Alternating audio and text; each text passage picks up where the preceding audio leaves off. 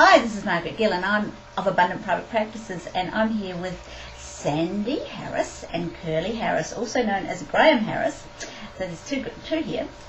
We are just going to have a little bit of a chat to you about Utopia, because I'm staying with Sandy and Graham. They have generously allowed me to stay at their house, and foolishly they think I'm leaving, but I'm not. I'm staying here. But we've just been, in the time that we've been sitting around having lots of cups of tea, we've been sharing what it's like at Utopia and what we got from it. And we just thought we'd do a little video for you to share what we got out of Utopia and what you missed out on if you didn't come, and to remind some of you what it was really like, because I'm sure by now life is taking over and we don't want that to happen. We want you to stay in the utopian energy. So, lovelies, Sandy, I know that you had a good time at Utopia. What was your favourite moment, do you think? I know there were lots. Oh, there were lots, Mark. It's very hard to choose. I think generally for me, the most beautiful thing is being immersed in that energy and with beautiful, like-minded souls. So there were wonderful experiences throughout the whole weekend, but I just love being in that space where I can just relax and be me and feel enlivened, and hanging on to that when I come back into my reality, my real world, is what I'm working on, and I'm loving it. Because we are in the real world at the moment. We are in the office of relationship mechanics. We are. We are in the lube bay. And behind us, you might notice that we've got the lovely Curly. Now, before I know what Curly's going to tell you about, so because he got very excited about what happened on Sunday morning, so I'm just going to tell you a little bit about what happened. In that relationship mechanics did steal the show a little bit on Sunday morning and Saturday night. They got the drumming circle happening on Saturday night, and I think there were 50 of us, weren't there? Yes. Drumming, including me. I got the dunduns, which are the ancestors. I was dunduning away there. And they did really steal the show. And on Sunday morning, Curly went into a bit of a trance, actually, and took the whole room into a beautiful healing space.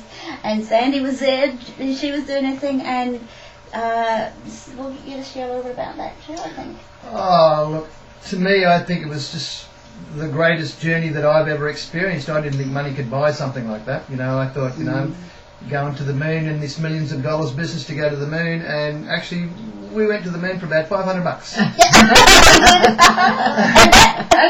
Okay, and it was an experience of a lifetime. That sort of power, that sort of energy of everyone working together, and everyone. I think the pure intention of everyone that was there, wanting to move stuff, prepared to move stuff, and did move stuff. I think it was phenomenal. The journey that everyone went on, holding hands and being guided, was one of the most amazing experiences that I could have ever asked for. It will live with me forever. Yeah, it was just amazing. Yeah. And not to give too much away, but we went into the Sunday morning was about healing. It was a group healing, master healing class, and all of the presenters were doing their beautiful work with the group on, and the drums, relationship mechanics at the back started this heartbeat through the drums, and it just worked through the healing that went on. Susan Joy Coombs was chanting, which was, if you've ever heard her do that, it just makes the hair stand up on the back of your neck. We had Patrick Ziegler going around the room doing his beautiful Seikam Reiki. We had Leah Scullin channeling the sounds of Sirius, which was pretty amazing. And all of a sudden we heard from the back of us, the relationship mechanics kicked in with a bit of a more, what would you call it? I reckon it was an energy shift. It was an energy. They definitely changed gear. There's nothing wrong with their gearbox. And the next minute the room erupted into this massive, beautiful space, and all of the presenters just kicked up another notch, and we have given Molly Carlisle a heart failure because she was trying to stop it, and there was no stopping the train. No stopping the train. We might add that Molly was the time Nazi that we absolutely cherish, because somebody has to do that job. Yeah, somebody kept us on track.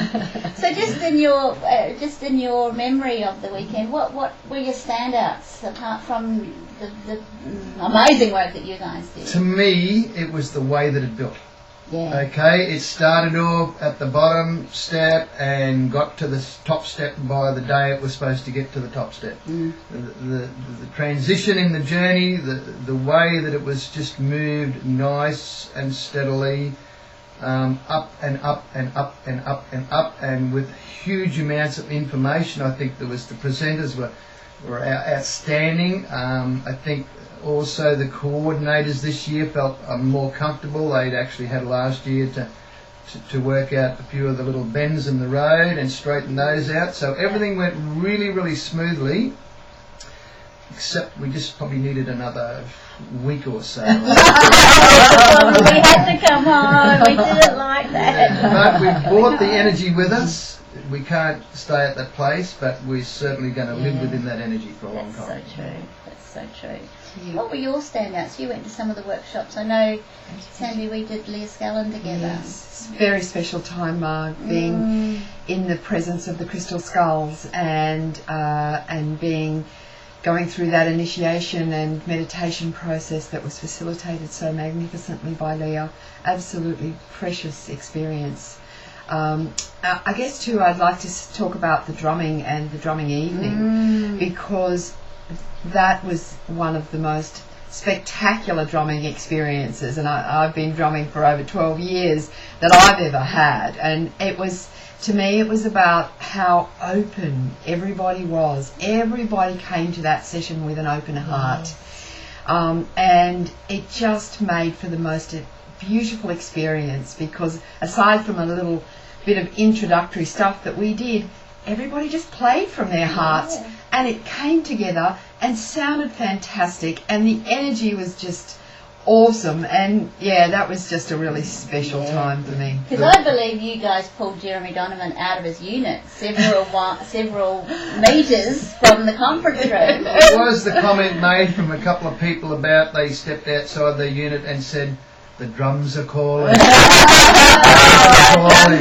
And then Jeremy honoured us with his beautiful dance in the middle of the circle, which was fantastic. Yeah, he went in and did it. He just jumped in. All of a sudden, Jeremy was in there, and he was doing. I'm not certain what it was, which animal it was, but he had his little light. It was fantastic. Special. It was very special. I think that's what happens, because everyone was working. We spoke early in the piece about everyone staying within their own power. So using your power to create what the Africans told me that I work about. If we stay in our own power and work with our own power with the drums, we actually bring out the spirit of the dance.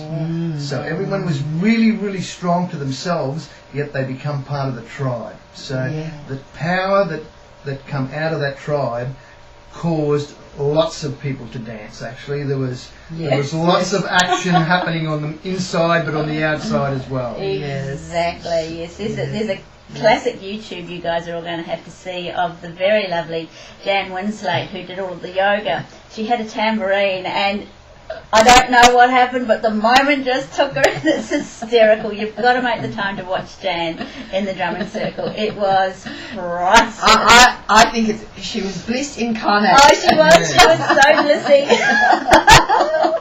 But so many happy memories, and I'm still integrating it all and still remembering the things that occurred, but certainly your stuff was really special. And I was on stage when the mass healing went down, and I was joined by Leah Scallon, who just started to mega channel the sounds of Sirius, and I looked around and I could see Sandy was dancing with I'm not sure what you had in your hand, but you were dancing through the rhythm, and Curly had just gone. He was in another planet altogether.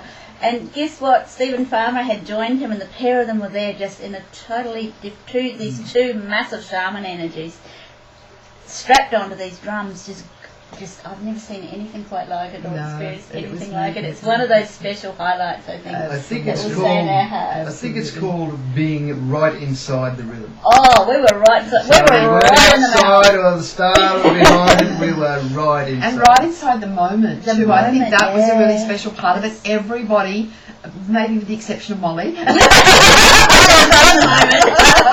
trying to get it out of the moment. Yes. was just in the moment and Yeah. just allowing themselves to be. Yeah. And that was a very special thing to be a part of. Very, very it's special. So I guess we're looking for Utopia 2010 now, and the drum is, as they say, the drum is that there will be one. We're not sure where it is yet, but I think we're all going to be so looking forward to just being back in that energy. I think so. Yeah. I think so. Yep. Yes. So book now. There'll be limited numbers of 400. Yes. And if you want a drum, you're going to have to book now to be in the drumming circle. Yeah. So thanks, guys. Thanks for sharing your time with us today, and Thanks, your Mark. beautiful relationship mechanic office, which we have been having fun in this morning. Yes. And we will see you at breakfast. Lunch, dinner for the next, I don't know, next 8 months maybe. We will be in your thoughts and your heartbeats. Indeed. Yes. Alrighty. Thanks, guys.